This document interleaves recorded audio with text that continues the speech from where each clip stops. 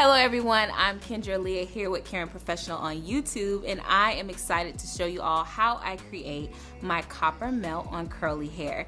This is gonna be so fun because this is my express go-to copper placement whenever I want to create a lot of copper dimension, and I'm so excited to give that to you guys today. Let's get right into her sectioning. So I'm really big on foil sectioning.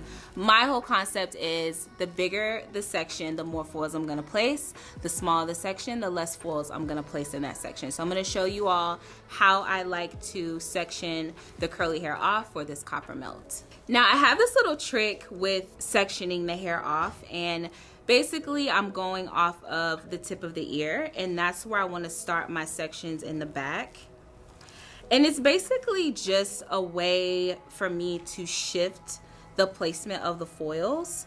I find this to be a little bit easier whenever I'm doing a copper melt.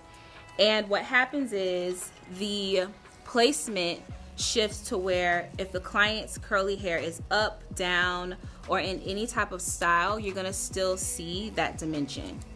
So we're gonna go at the top of the ear. Just gonna part this out. Now, whenever I am creating the sections and parting the hair out, I like to make sure the hair is detangled as I go along.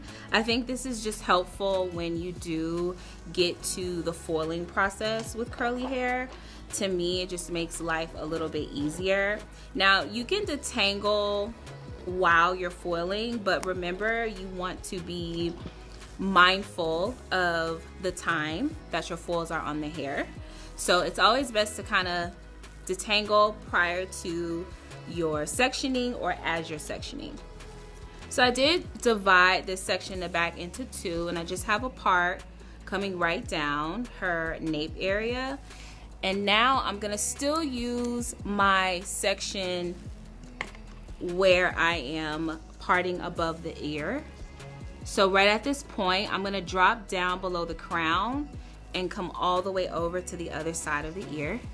So I'm gonna have her tilt her head back, and you can kind of see how we dropped this section below the crown. It's kind of like that no man's land area is what I like to call it, because no one really cares about this section for some reason. No one usually sees it when the curls have expanded, but it is important to make sure it's sectioned off properly. And there will be less foils in the back, so you'll notice my sectioning gets a little bit smaller in the back, and then as we move towards the front, her sections are going to be a little bit larger. So that just automatically tells me that I want to focus my foil work towards the front center crown area, because normally when the hair is curly, it expands and the hair is worn out. That's usually the part that a lot of people pay attention to the most, and those are the areas that you want to make sure you have the most dimension in. So when we're parting this section, we just want to part where her parietal sits. Now, whether you're coming up or down or high or low on the parietal, that's really up to you. I think it's best to ask your client how do they like to part their curly hair, because I feel like that makes a big difference whenever you are parting out the section that's below the parietal. Okay, and let's just make sure this is detangled towards the front, because that is how we will be foiling this section,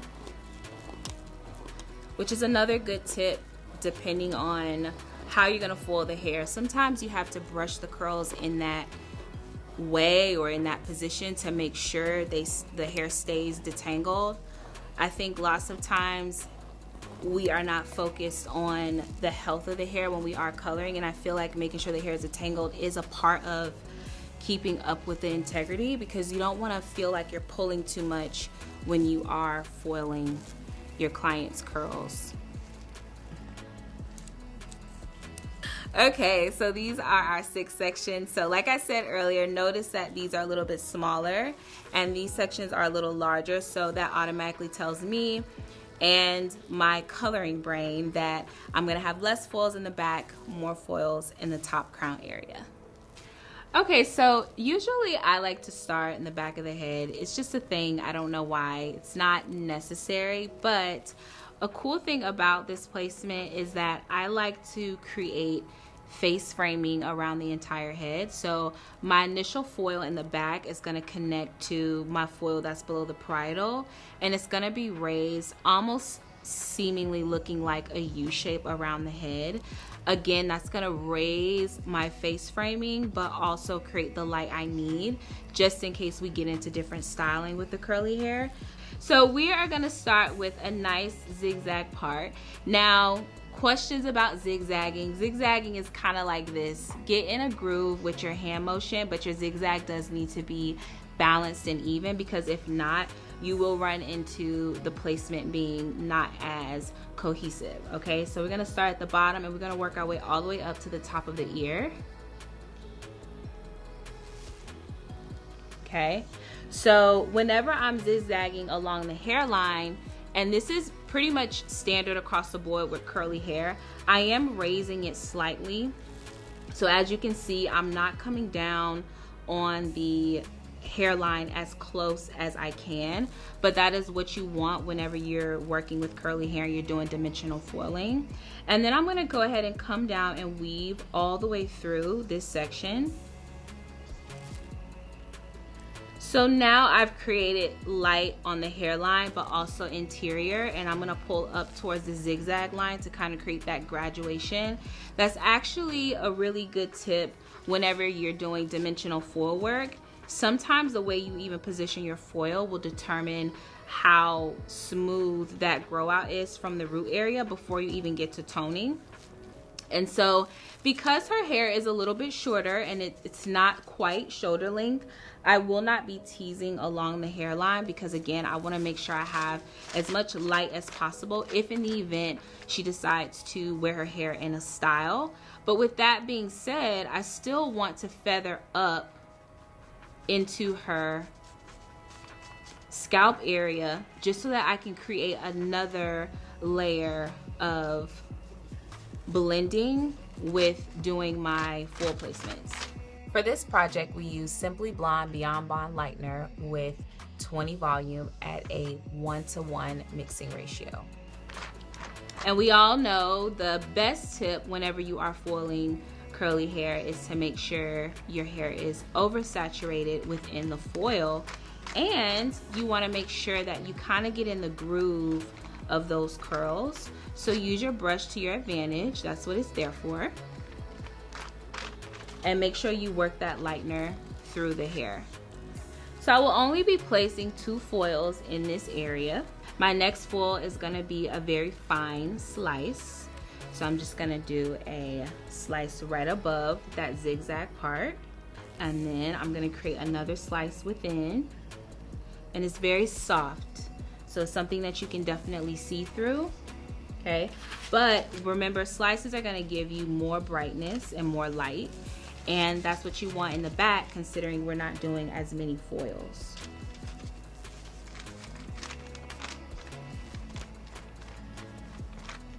Now remember, we're not teasing this area, but again, even though this is a slice, I still want to feather this up into that part, because I still want it to grow out soft.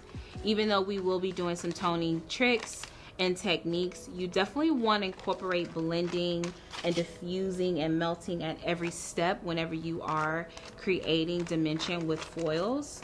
I think people miss that step, and then they realize that it's not as soft as they want it to be. And then just a quick tip too, like whenever I'm foiling curly hair, remember curls like to swell. So I'm not creasing or patting my foil down. I'm actually leaving a little bit of an air pocket within, because lightener is wet in essence, right? It's mixed with, there's water in the formula. So that tends to make the curls puff up, which is okay. But if we tighten these foils too much, sometimes you get into bleeding, and then sometimes the foil puffs up too much, and then sometimes it can alter the integrity of the curls. So make sure you leave a little bit of space within your foil whenever you are foiling curly hair. And we're gonna repeat this step on the other side.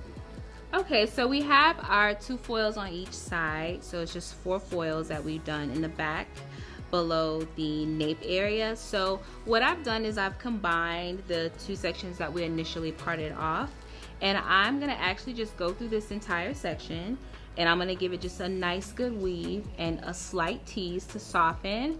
But what I really want you guys to pay attention to is when I'm weaving through this section, my goal is to go all the way through. So I'm gonna push this hair down and pull it up. So I'm gonna push down, pull up to ensure that I go through the entire section. And it's gonna look a little funky, but trust me, in the end, it's gonna look really nice. So this is gonna break this hair up. So one thing about foiling curls is you don't wanna see a lot of dark gaps or a lot of dark pockets. Because the hair has volume, you wanna make sure you're foiling for volume. Okay, and with that being said, we have to make sure we're balanced even if we're using different techniques when we're foiling the hair. So now that I have this section weaved out, I'm gonna slightly tease it. And I always tell people, curls are gonna tell you what they wanna do. You don't have to guess. So automatically, some of her curls are kind of spiking up. And I always say, just give it a nice light tease, and you will remove that excess hair that you want instead of going in at 50%, 75%, 90% and really teasing it in. We don't want to tangle the hair up too much during our color process. Remember, always oversaturating, always keeping our foils a little bit puffed out so our hair has room to expand, and you will be good to go. Now, if I'm gonna feather into my tease, I typically don't apply lightener in that area. I kind of let the hair just fan out and do what it want to do, but I will just softly come up and work my brush upward so that I'm not leaving any hair strands out. That's right below the tease. Now we'll do a total of 3 foils in this section, and we're gonna do a combination of horizontal as well as bricklaying. So the cool thing about bricklaying your foils is that it overlaps each other, so it almost creates another layer of light that maybe you're not looking for, but it does the work for you. So we're gonna start by, again, doing another zigzag part. We're gonna come down at an angle, and our angle is gonna start here and work our way down to the end of this foil on this side, and then we're going to repeat that same step on the other side. So we're going to start up in this area here, and we're going to zigzag all the way across. Okay, nice and clean. And then we're going to weave this section, pushing the hair up and down, and then we're going to just give it a soft tease. Now, what gives you the dimension that you're looking for if you're doing a copper melt is the hair that you notice that's left out of the foil. I think that plays a big role in how your results look, because our goal is not for it to look like a flat all over copper. Our goal is for it to have a little bit of dimension and movement so that it enhances the curls. So always make sure you're leaving adequate hair out of your foils in order to create that depth that you're looking for whenever we get to the toning process. And just so you guys can see exactly what was done, and then also when you're zigzagging, make sure it's consistent throughout the hair. So if your zigzags are a little bit tighter in the front, keep them tight on all sides in the front. If your zigzag is a little looser in the back, keep it loose throughout the whole entire back. That's how you're gonna create balance whenever you are foiling. So we're gonna start right in this area on the right side of this foil, and we're gonna zigzag all the way over until we get to the side that's below the parietal. We're gonna now just weave through, and these are diagonals, horizontal diagonals that are bricklayed. And you can actually bricklay all the way up if you want. You can kind of have fun with your placement with curly hair, again, as long as there's balance. And let's say when you go to do this section, you feel like there's a lot of hair, maybe the fact that there are horizontal diagonals, you want to split this section in two. That's completely okay. Just again, make sure you go through the zigzag weaving process and teasing as if it was one section, then break that section up into two and foil into two separate sections. That way you know that it's not gonna look different in each foil. You're just using that to help you because maybe the hair is extremely curly, extremely dense, and so in some cases really long. So it's okay to break your sections up just slightly if you feel like you need to. For me, because we're foiling right below that tease, because that's where our lightener is sitting, I don't care if my foils are not the prettiest. Sometimes I feel like the messier the foils, the better the results. But in the salon, it could just be a little bit different. So you can see how these are brick laid on top of each other. And then this section will go in and do a horizontal placement. Reason being is because whenever we get to the top, we want to leave a small gap that has hair that's left out so that your foils don't look like they're colliding together. Once that happens, then now you've created a pocket of light that you really don't want. And in most cases, it doesn't look very attractive when you're working with curly hair. So you can just do a small zigzag along this hairline. Leave this section out as if it's connected to the front, and then go in and weave in this area. And then once we have this broken up and teased and foil, you can place this back down and use it as your safety net going into the section in the top. We are using Simply Blonde Beyond Bond Lightener, and I have decided to use 20 volume. It is important that we're using lightener that is also going to protect the integrity of the curls, because we want our curly girls to feel safe and for them to want to experiment with color, because there is a way to have hair that still has great integrity and is healthy with creating dimensional color, dimensional copper, or just doing any type of color transformation. So you're gonna let this piece down, and this is gonna protect this foil here. And this is all we have foiled for the back. And let's move into the front area. Okay, so now we've shifted to the sections in the front. This is like a game changer. Tell everyone I told you, okay?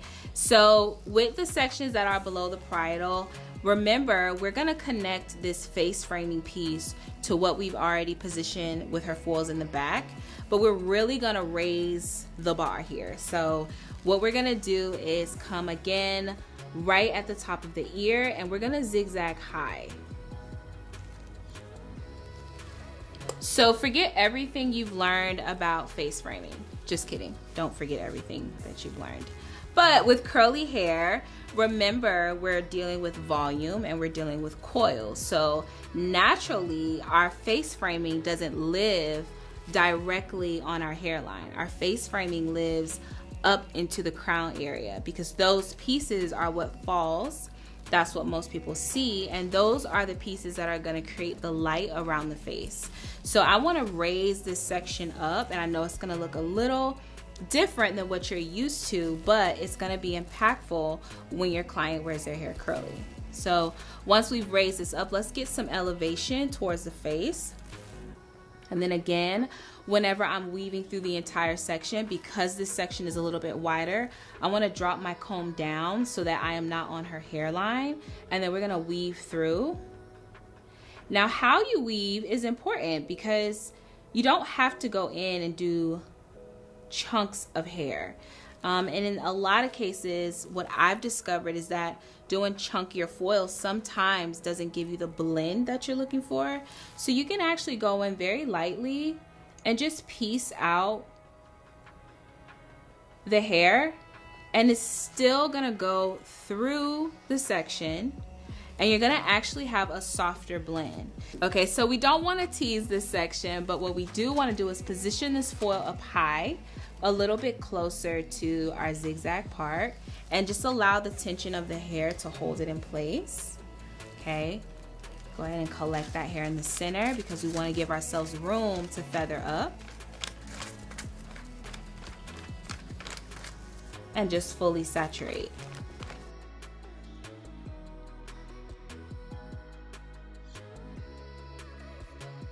Okay, so this is how our face framing is gonna, not so face frame-ish, but trust me, when you see the results, you'll understand why we want to lift that face framing piece. And again, just mimicking the back of the head, we want to add another foil since this is the front, and again, we're looking for more light and more blend. We can go ahead and zigzag on top of this section as well, but we're going to space up about 1 inch, weave about halfway, and we're actually going to tease this section. Let's push some of that hair out of there. So we have a blend with our zigzag, we have a blend with our weave, and then we have a blend with our tease. And that's gonna give you that dimension when you're foiling. And then you're gonna top that off with the dimension when you're toning the hair. So it's almost like a graduation if you really think about it, because remember, along the hairline, we didn't tease anything. And then we got to this foil that's sitting on top, we did teasing. So this, the hair that is closest towards the scalp is not going to be as close on this foil, but when you combine the sections, you'll be able to see how it makes a difference and how it's going to give you a different feel with each foil. That is going to create that foiling dimension. I think the only way you can create dimension with foil work is if you have different techniques that you're using with the foils. And then toning it is basically giving you that desired shade that you want. And we're going to repeat the same steps on the other side. All right, so we've completed both sides below the parietal, and now we want to face frame the top and then get into the foil placement in the top crown area. So whenever we're face framing the front, remember, lots of curly girls love fringe, bangs, all the volume in the front. So definitely want to foil for that as well. But like normal, we'll start in the middle. When I create this face frame piece, I'm actually gonna raise it up again, but I'm gonna drop all the way down into this foil that's below the parietal. One thing that I've noticed is when your foils have some type of connection, it actually makes for better movement throughout the curls, because the curls are gonna swell and expand anyway.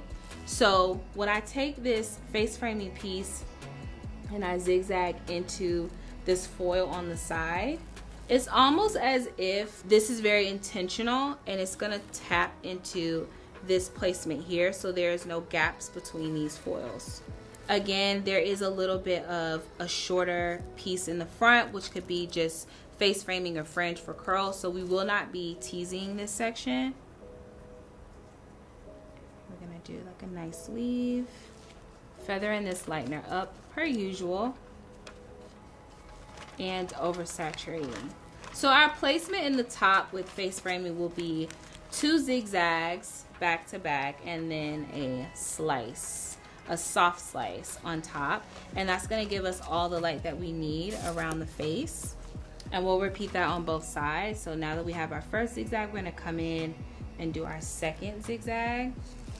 And if you can see here, we're bringing this all the way back again into that section that's below the parietal. And because this section is sitting right on top of our previous face framing piece, we are gonna just slightly tease this just to soften the root area. And then we're gonna add a slice, a soft slice right on top. And if we're speaking on the positioning of her foils, if we really think about what we're doing here, this is where our face framing starts, which again is not directly on the hairline. And then we're building that light in this area where it's about 2 inches off of the face framing pieces, and then we're gradually going back into a blend. So when I visualize that, I'm visualizing her curls falling forward, correct? And then I'm visualizing how it will be brighter in this area versus it being brighter underneath, her curls falling forward and covering up all of that light that you've created along the face frame. So that's kind of the intent behind raising it and just slightly shifting. You can do this placement with clients who have straight hair, but you want to shift those foils down so that you get more light towards the hairline versus shifting the foils up where you're going to get more light towards the center. So we're gonna build our soft slice right on top. We have no space in between. Feathering up into the slice per usual. And we are gonna repeat these same steps on the other side. So we have our 3 face framing pieces here. Okay, so we've completed both face framing sides. We have 3 foils on each side. And now we're going to foil the top. So we're just gonna do a nice pattern that will kind of move itself into the crown area where we've placed our horizontal foil. And this is gonna be a zigzag slice horizontal pattern. And what that means is we're gonna make sure we're going through the hair, and then our slice is what's gonna break some of that dimension up. I know it sounds like it's almost backwards, but it makes sense visually when you're looking at what's being left outside of the foil. So let's go ahead and do a horizontal zigzag up here, the top, and we're just creating this little diamond shaped area. Now, what I would like to do here is weave just soft, almost like baby lights in a sense. And sometimes when I'm pinching textured hair, I kind of separate it a little bit because it doesn't do it naturally on its own when you are sectioning it off. So if you're pinching the hair with your hands and you just kind of separate it in between your fingers, you'll get a better weave, especially if you're going in doing like baby lights. So we're gonna kind of do a baby light weave in this area. I'm gonna show you what it's gonna do. Now let's say she has fringe, a bang, anything of that nature. The pieces that we face framed with, this is what's gonna break those pieces up. So again, when we talking about raising our face frame area, we wanna leave a little bit of hair that's gonna be natural base, because we want that to break up the full work that we've done back to back along the hairline that's been shifted. So this little piece here is gonna break that up. So let's say she decides, Kendra, I would like to cut a bang before it's all over with. At least we know we have a little bit of saving grace, and we know that this natural hair is going to break the color up that would be cut within that bang area. Okay, so we're gonna foil this, and we're not gonna tease this section because we definitely wanna maximize the light that we are gonna get with creating our diamond shape in the crown area. So right on top, we will go ahead and do a soft slice, but I want to tease this slice. I'm in the top, so I have room to tease more. Okay, and a soft slice can actually be created by teasing. It's, to me, a happy medium between an impactful piece of light and dimension, but also softening that piece at the root. So I'm gonna tease this slice just slightly. Because we have a little more length and we have more room to tease, we're not too concerned about the foils having lightener closer to the root area. And then again, we're gonna go back to our zigzag and our weave. I feel like zigzags and weaves are just besties at this point, and if they're not besties, they're siblings, because I think for me, every time I go in to do a weave, I always connect it to a zigzag. Again, I feel like I get a softer result, something that's more blended. And I know, like, when clients want their hair to grow out, they want low maintenance. And I feel like the only way you can get low maintenance is if you are doing a lot of blending techniques. And I feel like when some clients come back to get touch-ups or just color maintenance in general, I feel like their hair tends to look better as time goes on. And I think that it has all to do with the blending process that you use while you're foiling. Because we all know toners can fade. Some can fade really pretty, some can fade not so pretty. But your placement, your foil placement, is what makes the difference. So again, just following that pattern, we did our weave on our zigzag part, and we did tease this area. And we are going to just heavily saturate her hair I feel like her hair gets a little denser in the top crown area. Some people have more density in the back, some people have more density in the bridle area. I think that's also a good way to determine how you want to foil the hair and what sections will be a little bit larger, because if most of her density was in the back, maybe I would make those sections a little bit bigger because I would need to incorporate more foils. Now the goal is not for this to look like an all over copper application. We're not lifting and toning. We want to create dimension within the copper, and I think that's a great trend, especially when you are wanting longevity, but you do want something fun, you want to change. And this can be done with any, honestly, any toning process. But to me, it works out well, because imagine if her hair does grow out and then she comes back and she says, well, I want to be red, or I want to change my toning. You're still going to have beautiful dimension versus doing an all over lift and toning process. I feel like the maintenance service, there's a lot more that goes into that maintenance service versus doing a placement in this manner. So definitely go through that consult and kind of ask that client, like, what are they willing to go throughout their color process? Do they want something low maintenance but still fun? Or are they looking to be in the salon and they're okay with something being a little bit more high maintenance, where it takes a professional to actually maintenance the hair? And we are going to repeat this pattern until we get to this foil that's right below the crown that we did in the back section. Okay, so I've shampooed my client and I've detangled. I have her separated into 4 quadrants. Now, what's cool about this placement and the toning is that it's a 1 bowl toner.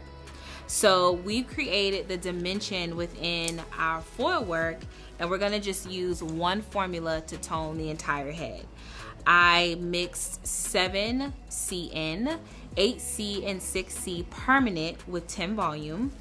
And this is going to deposit that nice copper tone, but it's also gonna slightly shift her base so that it creates almost like a hue of copper and it blends in seamlessly.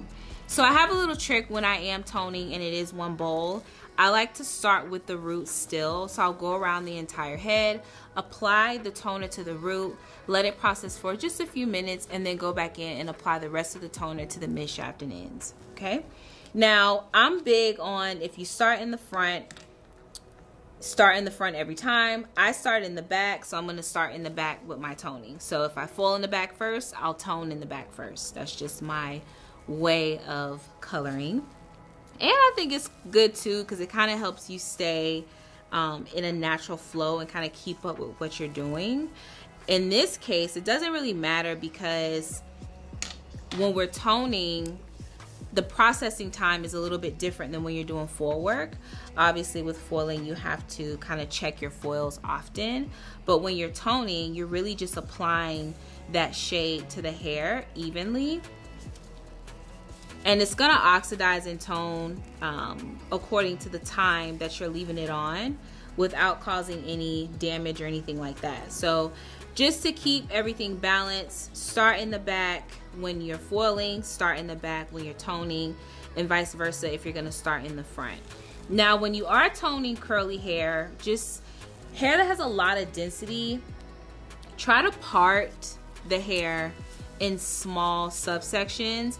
I like to use my clip to part so I don't have to pick up another tool. And I'll just maybe do about 1/4 of an inch and just fully saturate. Now in this case, again, I'm not doing a color melt where I'm using 2 to 3 different shades, 2 to 3 different bowls. I'm using 1 bowl. So my goal is really just to fully saturate as I'm toning. I love that all of the hard work was already done while we were foiling, and now it's almost like you're just on cruise control. You still want to fully saturate because you have to get into the grooves of these curls at times, but because it's just 1 formula, I think it makes it a lot more simplified for us, but it's also going to have a higher impact when it comes down to the final results. I think that whenever I am applying toner to the root area and then going in and toning the midshaft and ends, it keeps me balanced in a sense. But typically when you're talking about oxidizing and just the amount of time that color sits on the hair, I feel like it's better because the toner, or in our case, the permanent color, is going to sit on the root area longer. So it's almost like your processing time for your roots is a little bit longer than the processing time for your midshaft and ends. And then naturally your midshaft and ends, the color is going to be a little bit lighter because you have created this dimension with your foils. So when the seasons are changing, typically your clients are going to want to go through color and toner changes with their hair. I find that during the fall and winter months, more clients want to go warmer. So warmer can be copper, maybe red, even some browns. But I definitely feel like there's a season shift whenever I am doing transformational coppers.